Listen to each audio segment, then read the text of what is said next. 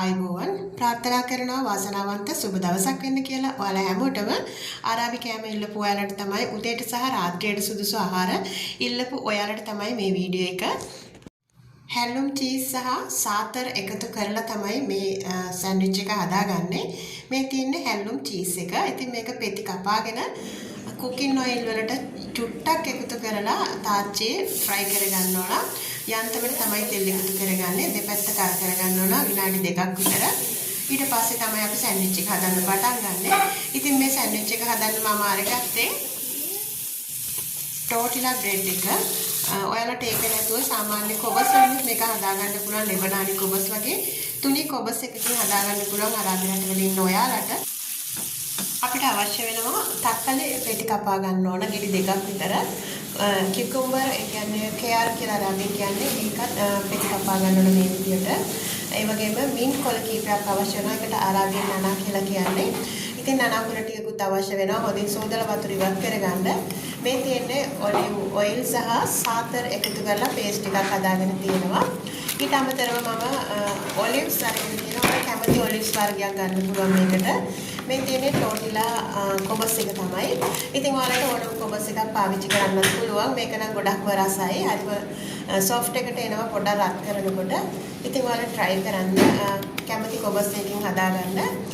ඉස්සෙල්ලාම අපි පටන් ගන්න මෙන්න මේ විදිහට රොටියට සම්පූර්ණයෙන්ම වැහෙන විදිහට සාතර මිශ්‍රණය එකතු කරගන්නවා.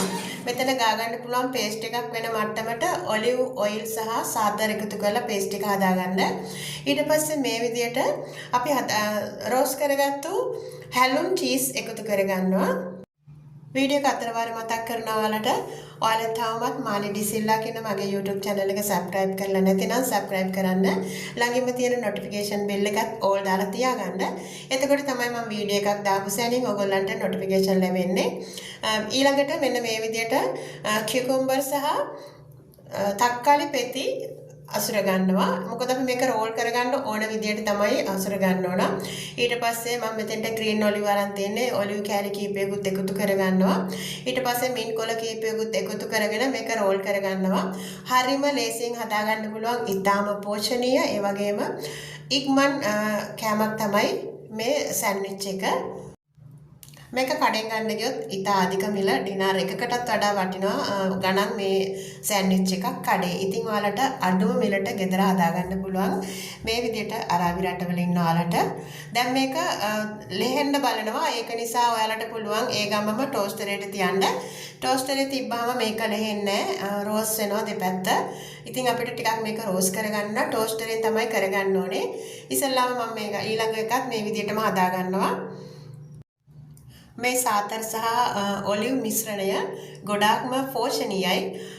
මොලේ වර්ධනය වෙන්නත් සමහර මේ අරාබි රටවල ඉන්න ප්‍රෙග්නන්ට් අම්මලා බබාලා හම්බ වෙන්න ඉද්දි මේ ඔලිව් පේස්ට් එක එකතු කරලා කෑම ගන්නවා. මොකද කුසේ ඉන්න බබාට මොලේ වර්ධනය වෙනවා කියලා ඒගොල්ලෝගේ මතයක් තියෙනවා.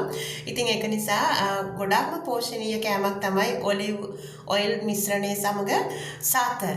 ඉතින් අම්මුවටම මේ වගේ කන්න පුළුවන් නම් හොඳයි. කුක් කරගන්නේ නැතුව. ඉතින් ගොඩක්ම පෝෂණීයයි. ඊට පස්සේ ආයේ ඊළඟට මේ විදිහට රෝල් කරගෙන ඔක්කොම මම රෝල් හදාගෙන ඊට පස්සේ ටෝස්ටරේට ටෝස්ට් කරගන්නවා. බලන්න අවසානයේදී ඔන්න ඔය විදිහට තමයි අවසන් කරගත්තේ. ඊට පස්සේ පොඩ්ඩක් හැඩේ තියලා මේක කෑලි 2කට කපා ගන්නවා. ඊට පස්සේ තමයි පිළිගන්නවන්නේ. ඔයාලට පුළුවන් ලස්සන ඩිස් එකකට මේක හදාගෙන පිළිගන්නවන්න. ඉතින් මම හිතනවා මේ වීඩියෝ එක ඔයාලට ගොඩක් වැදගත් වෙයි කියලා. වැදගත් වෙනවා නම් තවත් යාළුවන්ට බලන්න, share කරන්න. Thank you for watching my video. God bless all my friends. See you next video.